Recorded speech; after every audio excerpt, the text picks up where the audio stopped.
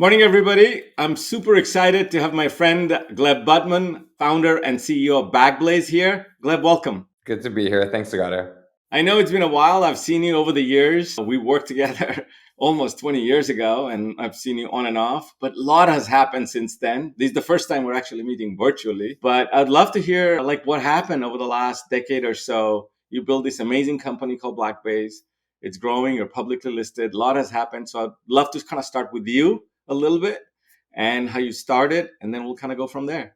Sure, happy to. And you say we worked together, which is generous. I worked for you, and I was just sharing that with somebody that about 20 years ago that you were my manager. It was one of my joys in my career to get a chance to work with you. The good news is I didn't mess it up. So I guess that's the only positive outcome out of that. So So we, when we worked together back at Sonic, well, after that we left and started this company called Backblaze, or started it with four other co-founders, and the idea was we realized that everything was going digital. Most people had laptops. People were losing data. We figured this was going to be an increasingly big problem. We decided to try to solve that. So we quit our jobs, started Backblaze. We went for a year taking no salary to do that. It was a whole journey we can talk about, but we basically bootstrapped that almost entirely for 15 years. We raised less than 3 million into the company. And then we took it public on the NASDAQ in 2021, got very lucky with the timing. I think we were a few hours away from not being able to go public. And the company today we just announced we're 137 million in we offer cloud storage at about one fifth the price of Amazon, Google, Microsoft. We have free egress to make it easy and inexpensive for people to use their data however they want. And we work with lots of partners as well. So I think looking forward to our chat. well, I want to even dial back even a little bit more before Backblaze, right? So in talking about serial entrepreneurs, you sort of exemplify one of them. You did quite a few even before Backblaze. So kind of walk through a little bit some of those journey before we come to Backblaze, because there were several lessons learned that you have shared with me in the past that you applied to Backblaze. And I also had a podcast with Asal Ferlaza, who has been like you, and he has gone through multiple before he hit, a great one with Ninja One. So there's a lot of similarities. So I'd love to kind of hear a little bit of those journeys, like what happened, and then what you learned, and then we'll talk about Backblaze in detail. Yeah, it depends how far back we want to go. I had stumbled across. I was doing some cleaning in my office, and I'd stumbled across a business plan that I put together back in undergrad, which was been a couple minutes ago, and it was for a company that was called Attack Post, and it was a advanced bicycle manufacturing components company. And we did market research, and we built a prototype and tried to make a go at that side. And then even before that, when I was in high school, I started a used car company because it looked like there was a gap in the market for a specific type. So there's been a variety of miscellaneous attempts at entrepreneurship. I think later on worked on a company in kind of the late 90s, or I guess mid late 90s. I went to business school and started a company called Net Relevance, where I had realized that the internet had grown large enough where Yahoo as a search engine wasn't doing a great job helping you actually find things. You kept constantly doing a search, going down a path, then coming back, trying to do a different search, coming back, trying to do a different search. Google didn't exist yet. And so it just seemed like we needed a better way of finding things. And at the same time, it had become possible to wedge into the browser for the first time. And so worked on Net Relevance, which was a plugin into the browser that would monitor what you were doing and help you find better information based on how you were running. So it's a very, very early AI type of effort. So we worked on that for a little while. I ended up joining with some other people to work on something similar called Kindara.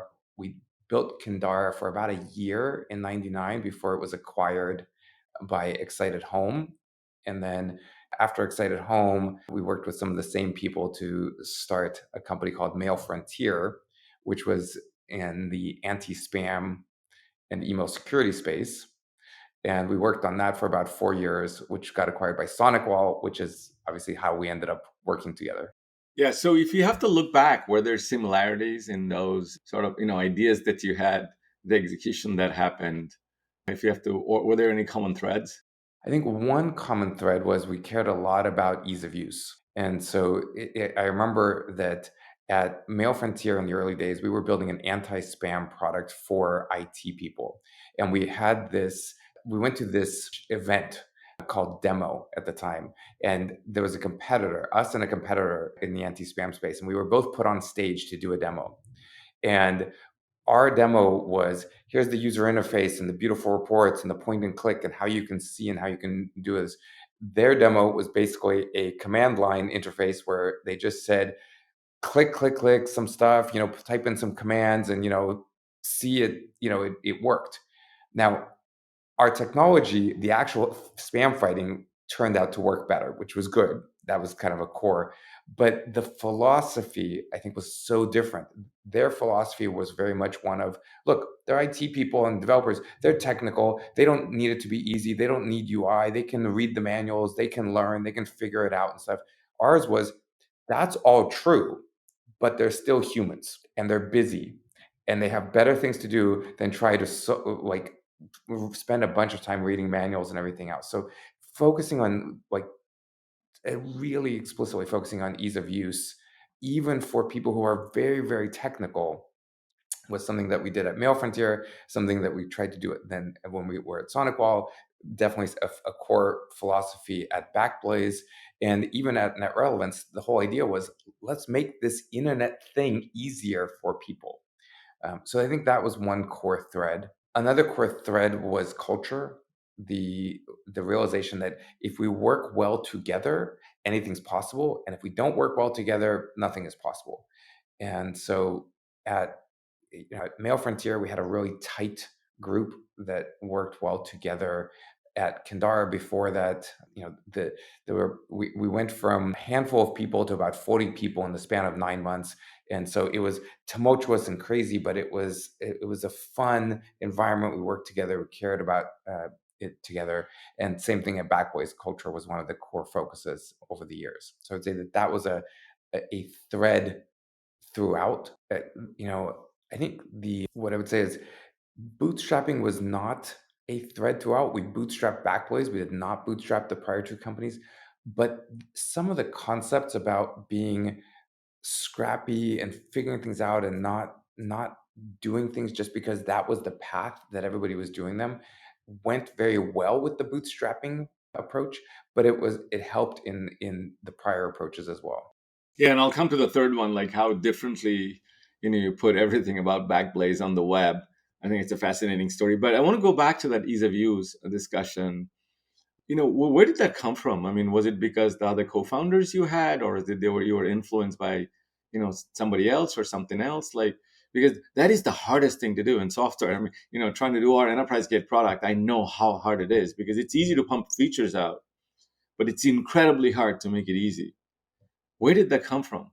So I think part of it is we got lucky that there were a handful of us that each cared deeply about it. So I cared deeply about ease of use. My co-founder Brian cared deeply about ease of use. One of our co-founders at Backblaze, who worked with us closely at the prior two companies, Casey, who was a designer, cared a lot about ease of use. And so we just had some core beliefs that were shared. And in fairness, we didn't always agree in terms of how to make it easier, right? We'd have passionate debates and arguments about, no, this is the right way to do it because that'll make it easier. No, this is the way to do it because that'll make it easier. But the fact was, we all thought it was important. And so I think that was a really key part of it. One of the ways we then worked on it was we would start with laying out and drawing what we thought the user experience should be, rather than starting with the what do we think the technology should be or how to build it or anything like that. So, the PRD or the product requirements document was generally either Brian or I sitting down with a piece of paper. For me, it was usually literally a pencil and a white sheet of paper and sketching things. For Brian, it would sometimes be MS Paint or something. But it was literally just writing out, like, if the user shows up, whoever that is, IT person, consumer, business person, they show up, what is their experience? And how do we then, what happens next? And what happens next? And what happens next? And so that philosophy of starting with the user experience first helped a lot. The other thing was we would try to remove pieces and steps along the way. So one example of this was when we were implementing the billing, the billing engine, we were using a third party for the underlying billing engine, and they said, "Yep, you need first name, last name, credit card, zip code, the CVV number, the address, the phone number, and the email address." And our question was, but all we need is to literally build a credit card because we're not shipping them anything. Are all of these fields required? And the company said, "Well, they're not required, but they're typical." I'm like, okay, but what is actually required? And required was three fields, right? Credit card, the zip code, and the CVE. I mean, it was very little information was actually required. And so we said, we're going to cut these things out, and we're only going to ask for your address if we need to actually physically send you something, which is rare because we're a SaaS service. And so just doing that kind of approach, and I can't tell you the number of hours we spent agonizing over the fields of the sign up process. At the end of the day, for the sign up process, the entire experience was enter an email, enter a password, and click download. That was it. But there were all of these fields and forms on the web where it was, enter your email address, enter your password, enter it a second time, enter your address, enter your phone number, answer these three other questions, etc. And we're like, but when you show up, the experience you want is just like, if you're showing up to back up some data, you just want that to happen. you know One of the other big flips was every single Salter, and we started in backup, now we're doing more storage broadly.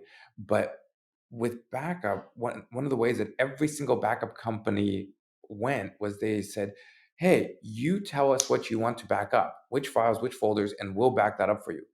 And the conversations that I kept having with people were, well, I mean, I don't really know exactly. I mean, I just want my stuff backed up. And this weekend, I'm going to just block out the weekend. I'm going to try to organize all the data on my computer so that I can get the backup set up. And it was just one of those, we started having that conversation where it was like, but why are we asking why are we asking the users to do this thing that they find hard and complicated?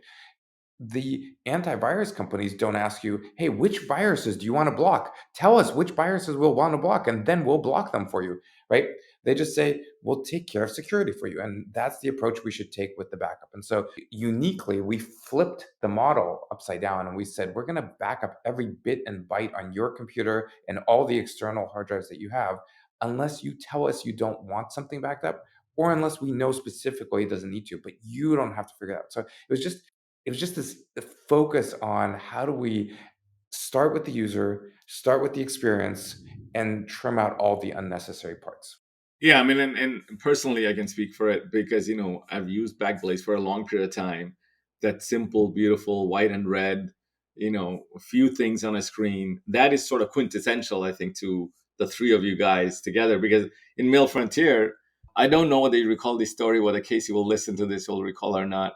Remember, we had this thing called Global Management System, and he was asked to redesign some of its UI, and you were, of course, looking into the whole email security stuff, and we're supposed to submit a report going into engineering, and we didn't have agile then, but part of the release process.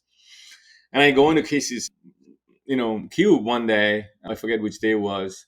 It was like, yeah, I spoke to Gleb, we have some ideas how to redo this. So a couple of days later, I go back there, I ask, hey, Casey, what's going on? He said, yeah, we're still talking about it. I'm like, talking about it? It's been 2 days.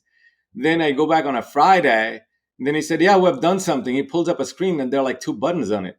I'm like, you took the whole week to come up with 2 buttons? He was like, yeah, we're still talking about it. I'm like, what talking? Just get the damn thing done. But it actually shows, how much effort and thinking it takes to make some things simple and easy. And it shows up in your success eventually. So which has been amazing. I want to talk about the second part, what you just said, working together as a culture. Talk to me like, one thing to talk about it, another thing to build it, another thing to preserve it, and a whole different thing to scale it. So, from your journey perspective, you've gone through these multiple phases because people tend to talk about companies, through ARRs and number of customers and deployments done and countries covered, but very few people actually talk about the mechanics. David Shea, the CEO of Zappos, who passed away, he had an incredible book. The entire book was focused about culture, right? And companies don't typically scale, not because of money, not because of ideas, not because of market scope, because of very likely culture, because they can't solve things in a certain order. So, can you spend a few minutes on that whole notion, going through your first hardware company, the bicycle, to like where you're now? Kind of reflect on that a little bit. I'd love to know more. I think the thing is, we spend a lot of time working, and for the most part, the work that we all do is not mechanical. It's not rote. It's not manufacturing. We're not building the same widget day in day out. It requires creativity and focus and desire and passion for the craft of it. And to do that, you have to care. And so, why do people care? Well, they care because they like showing up. They care about what the company is trying to do and the people that they're working with. And culture is a lot of what enables that creates that care. So, I would say that for me, I was not as aware of the importance of culture earlier in my career. I think I took some of it as a given, and that was in part because I got lucky. So when we were doing the bicycle manufacturing company and we were doing the used car dealership, I mean, these were small handful of people, trying to make something together. At Kindara, that was, I think, the first place where I really enjoyed a scaled opportunity working together. And but I don't think I fully internalized it even then as the culture. I just thought, this is a great place to work. I like it. It's fun. We're building stuff. This is exciting. We're working together and trying to figure it out. And even at Mail Frontier, I think I had that kind of approach. It was just like, hey, well, this is great. We're working together. We're figuring things out. But I noticed at Excited Home, which was where I went when Kindar got acquired, and I remember sitting on a weekend and reading the paper. And I know that it's a little funny, it's a little dated to say reading the paper, but I was actually reading an actual paper. And it was talking about AOL, and it was talking about Time Warner. And I was thinking for a moment that they are our competitors. And it was obvious, but it occurred to me that inside the company at Excited Home at the time, very few of the discussions and the focus were around, hey, this is the competitor, and how do we want to solve customer problems better than they're solving them?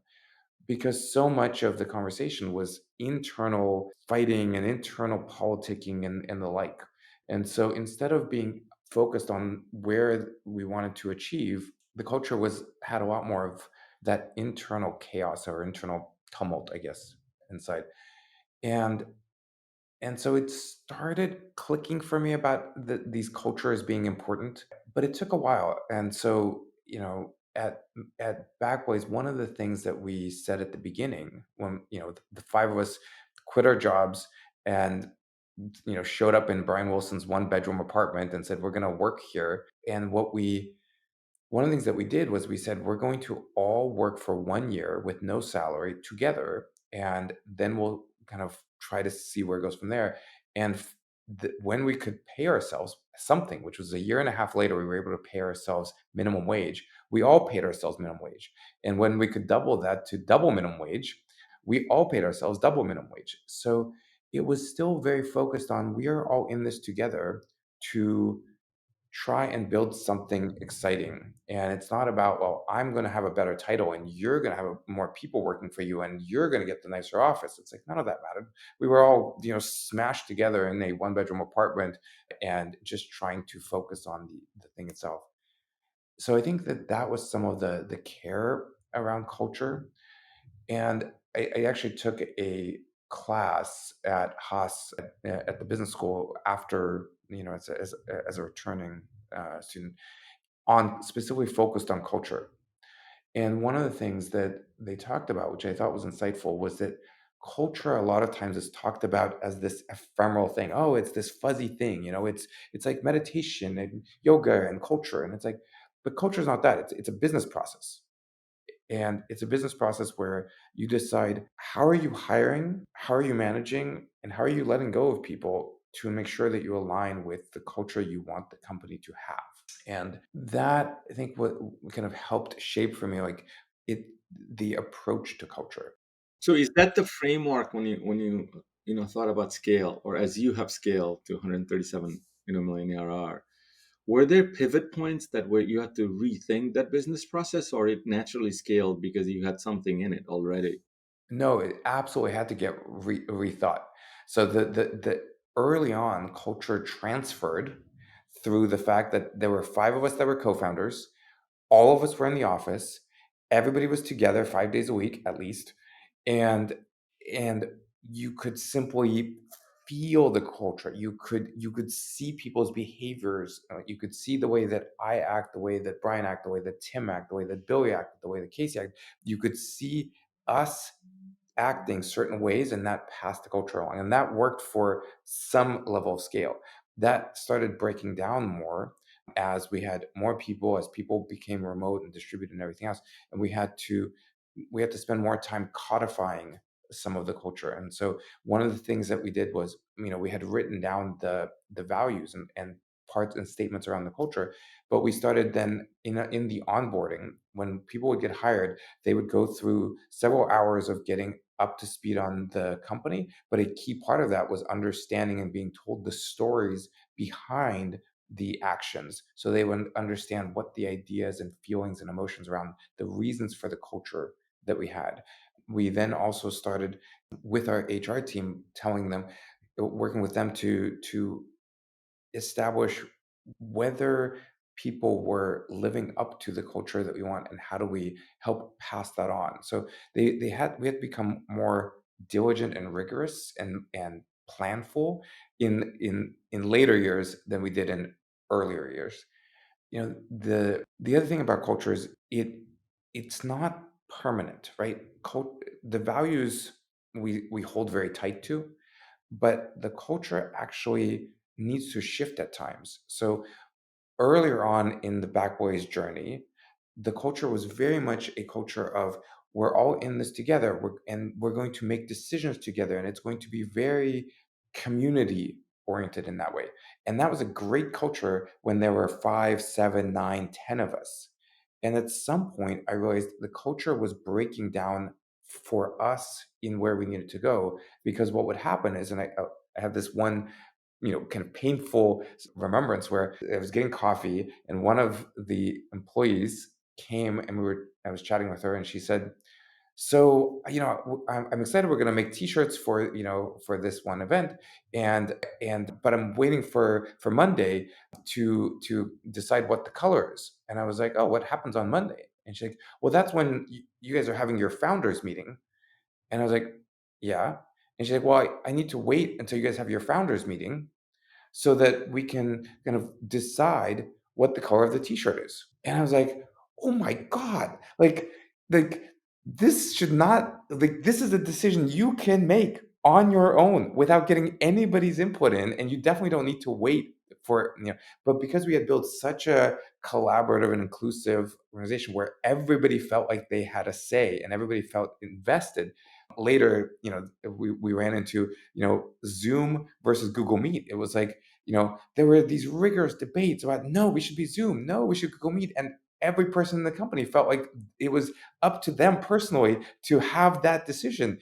And it's like, but we can't run the company anymore like this. So the culture actually had to evolve. And so we hold on tight to the values, but we have to be planful about which parts of the culture we say we definitely need to hold on to that, and which parts of the culture we say we want to change from that.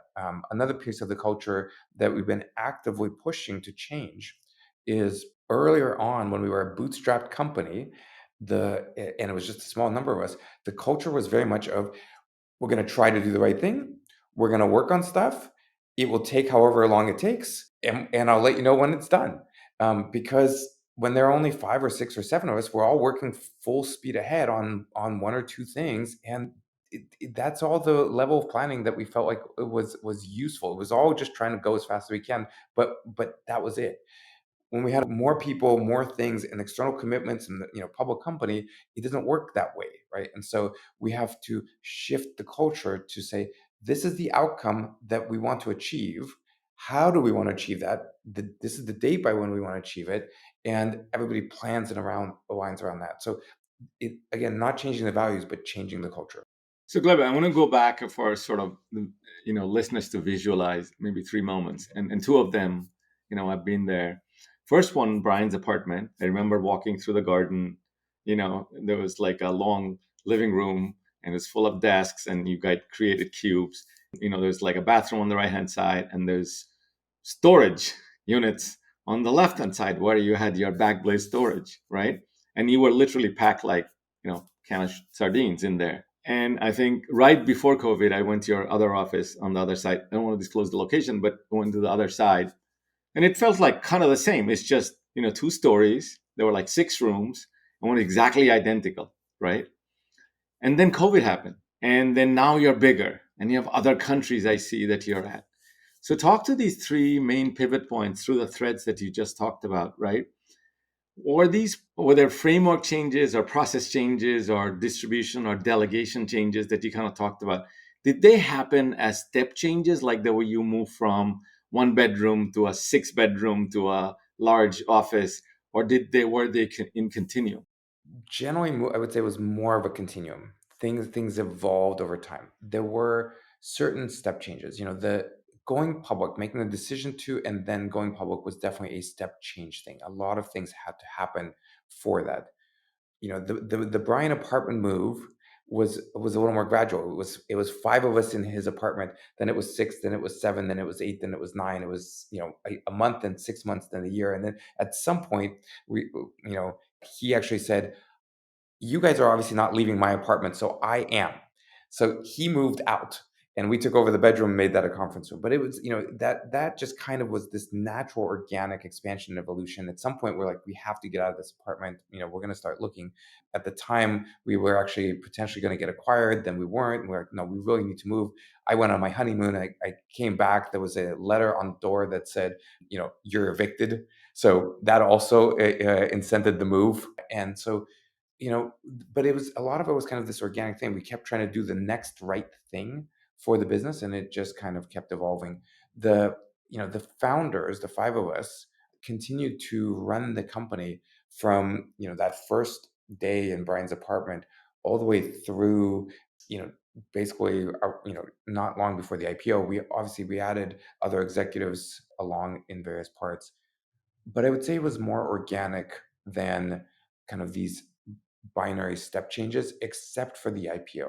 And I'd say the reason the IPO was more fundamental, I guess, as a moment, was we needed to make these various core changes. Up to until that point, we were the board members, the founders, the management team. We now needed to establish an independent board. And so that was a core kind of fundamental change. We needed to establish processes and policies and procedures and segregation of duties and the counter frameworks and everything, things that we didn't have because as a mostly bootstrapped company, we were only responsible to ourselves. And so some of those frameworks and everything had to be put into place. We had to hire new executives and new executive roles. We never had a CFO up until that point. And we had, one person in finance who's joined us almost at the beginning and still with us today, amazingly, and who was handling everything from payroll to booking books and accounts receivable and accounts payable. But we had to build out a whole finance organization. So I think that moment when we made the decision and pulled the trigger to go down the IPO path was more binary in nature. Up until that point, I would say there was a lot of more organic decision making along the way. I still have multiple things to talk to you about, so I'm trying to keep an eye on the clock. But I do want to spend maybe a couple of minutes on you. So if you think about maybe these, maybe building wise changes as a scalability changes, what did you have to do differently from your perspective? Because you evolved. I mean, you have always been cerebral as I've known you. You think about a lot, about the environment, about the people, about the product, about the customers. but you also had to let go a lot, right? You're not the guy sitting with Casey designing 4 buttons. So like, what did you do yourself, and what was your evolution like? Was it hard? Was it natural? Was it progressive? I would say it was hard. It's still hard. I find a lot of I feel a lot of passion for the work, right? It's something that excites me and makes and I enjoy, and I want to do a good job, and I want to do a good job at what I'm doing. And there are things that came more naturally to me, like working on the product itself and needing to pull away, like you said, from spending time designing the button to thinking more broadly about where the company is headed is a is was a different shift. The other thing is that, one of the things that's hard is not being in everything. It's like I everywhere I look, there's something I want to work on. Whether it's related to the office itself, the HR, like the product, the finance, the systems, the IT, the anything. It's like I see something I want to engage in, and having to decide explicitly, no, like I have to let someone take care of it, and they will do a great job, but I have to trust that they're just going to do it and not get involved. So that's been non-trivial. The other thing is just a shift from when we started, and for many years, the five of us were the co-founders. And even though I was CEO from the very first day, the five of us were co-founders and made decisions very collaboratively. And that worked well for making a lot of interesting, thoughtful, good decisions. It worked less well for making decisions more quickly. And one of the things I'm frankly still working on today is balancing getting input from people, making sure people feel heard, making sure provide a thoughtful decision, but not over rotating on that, because we also need to make decisions quickly and need to move fast. And that was a shift that needed to happen, especially as we hired executives. Some of my founders, were stepping back. It became necessary to change the way I was approaching the leadership of the organization. And then the other part of it is just the accountability is something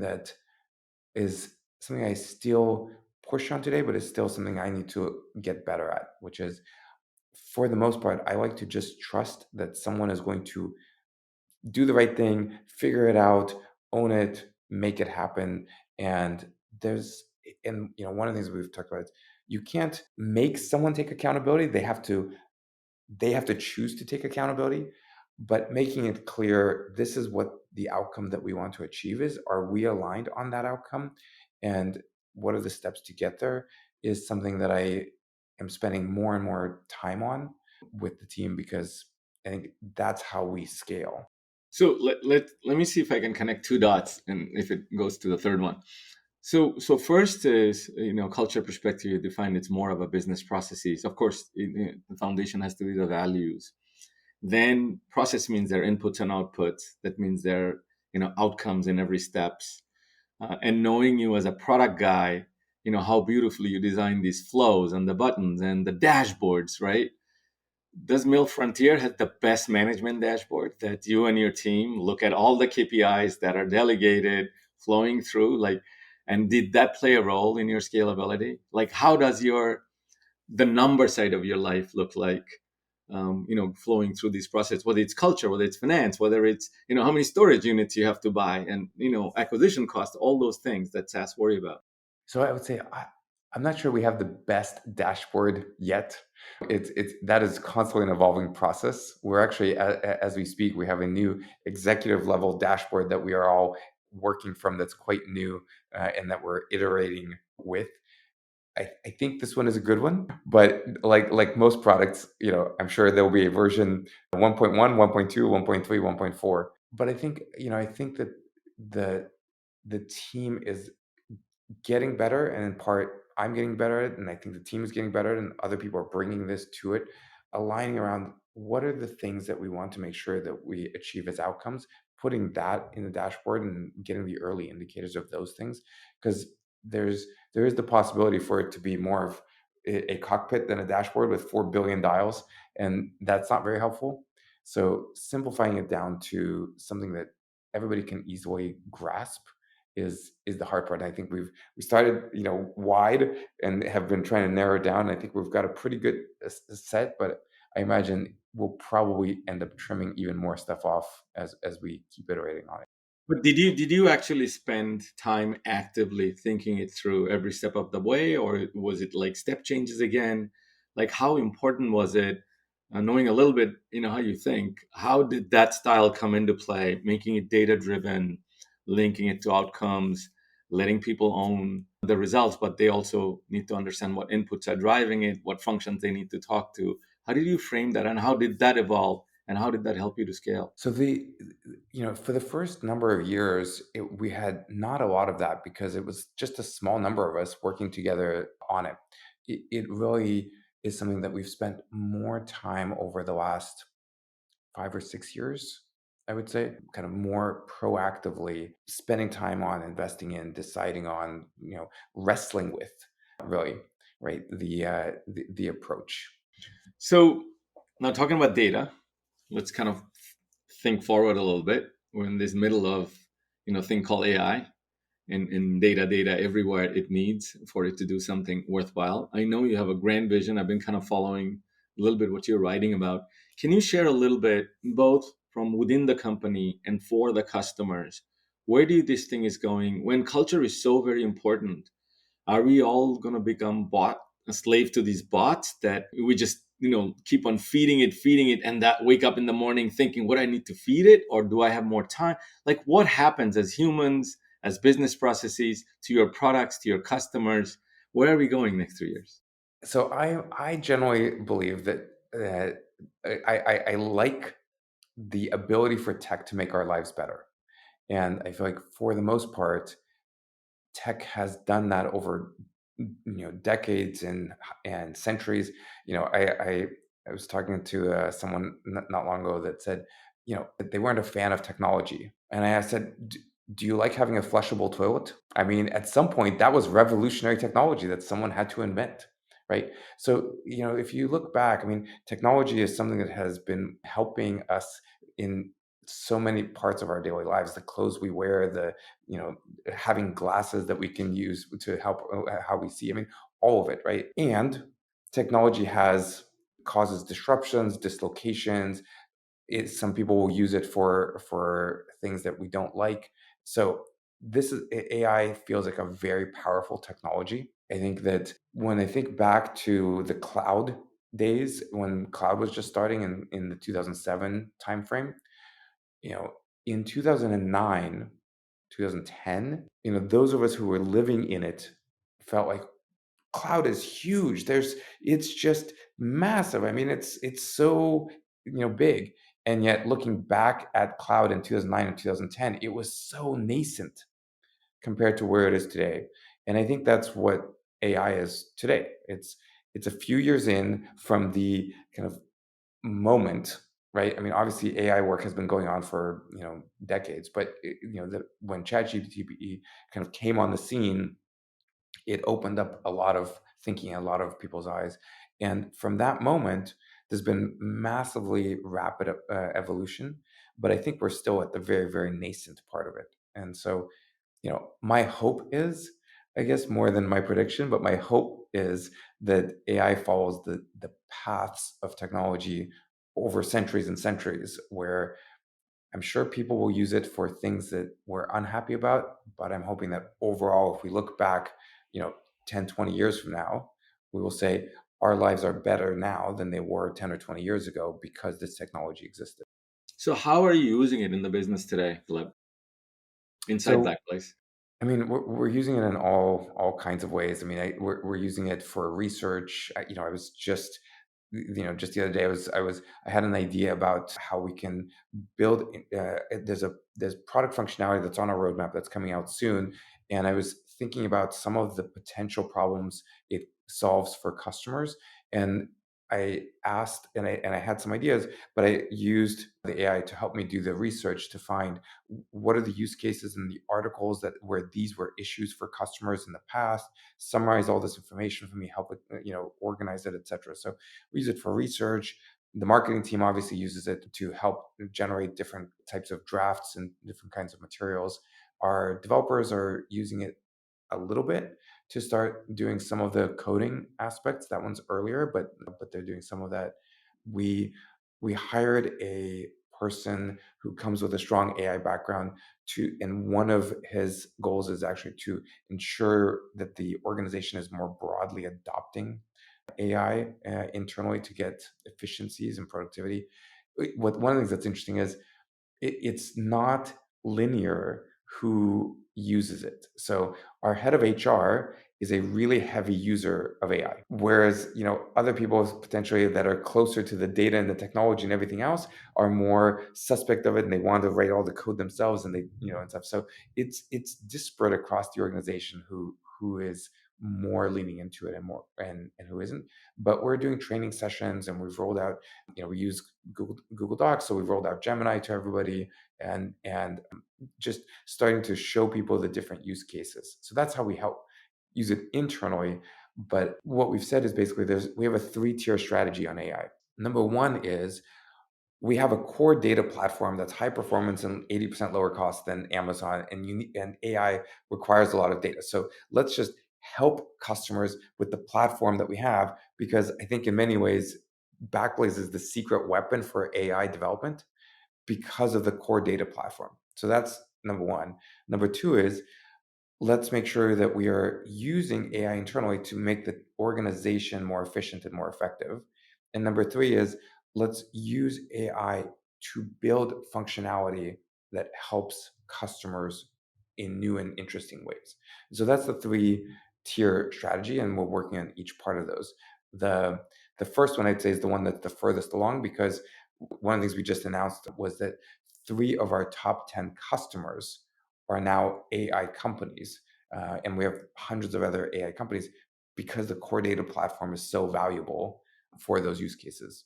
That's brilliant. So I know you have a thriving partner ecosystem. Of course, in the channel or in the partner ecosystem, there's a lot of excitement about the opportunity, whether it's system integration business, because all of these agentic platform would require deep understanding of business processes, access to technology, which most of the business users wouldn't have, like the way it happened in the security space. But what are you thinking about, like how to enable your partners, how to make them, sort of thrive in this new economy? Yeah, so we're going through this go-to-market transformation, and we brought in a chief revenue officer mid last year, and we've talked about 3 things that he's focused on. One is upskilling the entire sales team to help move up market. One is focusing on a core set of sales plays that we help customers in a repeatable way. But the third one is partnerships. All the technology alliances, channel, MSP, leaning in and making them increasingly successful. For that, we're doing co-market, co-sell, and co-build. And we're working with them to do those different approaches. And so one of the ways that we're looking at that is in almost everything that AI does, that we have this 5-step flow for how we view the workflow of an AI company, right? That includes collecting all the data, labeling it, modeling the inference and the logging, and all the way through. And Backblaze helps at each parts of these layers because of the data platform that we provide. But like I said, we help because of the data platform. We are not the whole entire thing. So we work with GPU providers that work to enable customers to get their data to whatever GPU provider they want, to get to their data to wherever the tools are, the AI tools that are available. And so one of the interesting things for partners is if you're a technology partner, we work with you to co-sell, co-market, and co-build solutions together. If you're a channel partner, we provide the opportunity for you to say, you can put these technology pieces together and provide a unique solution out to your customer. And one of the interesting tidbits is because we're 80% less than Amazon, Google, Microsoft, from an MSP perspective or a channel partner perspective, if they're coming with a full solution to a customer, a lot of times the customer will have in their head the price point that they would expect from a hyperscaler. And so the channel partner or the MSP can put a solution together that is both more cost efficient and provides them with more margin than they would with one of the hyperscalers. It's brilliant. So I want to come back to one of the core point, we started with, which is scaling the company, culture being a foundation of it. Leadership plays a lot of role. I want to ask you, if you want to look back, the Gleb that started the bicycle company, and if you look at the Gleb that you are today, what would you advise that Gleb when that bicycle company idea came into mind? How best to start something like that? The thing that I would advise him back then is spend a lot of time focusing on the individuals around and who you would most want to continue to have close for the long time. As I look at it, one of the defining parts of the success that I've had getting to here is that I got the chance to work with Brian, Casey, Tim, Billy, you, Pavni, Freeman, and others, throughout this journey. People who, from whom I learned, people who, with whom I got to build things together, people with whom we got to innovate and create, people who made referrals and introductions, you know, and because in many ways I loved the technology and the products and the business, I think at times I did not spend as much time as I would have liked to have spent at the time thinking through and noticing who else in and around are people that I would have loved to have closer ties to and build those relationships over the long term. That's amazing. Well, Gleb, thank you very much. I can't believe the hour just went by. I'd love to have you back because we had such a long list of things to talk about. We covered like three of them. It'll be amazing to have you back later part of the year and see where things are. Thank That you. sounds great. It was really fun. Good seeing you again. Thank you. Congratulations on Zinfi.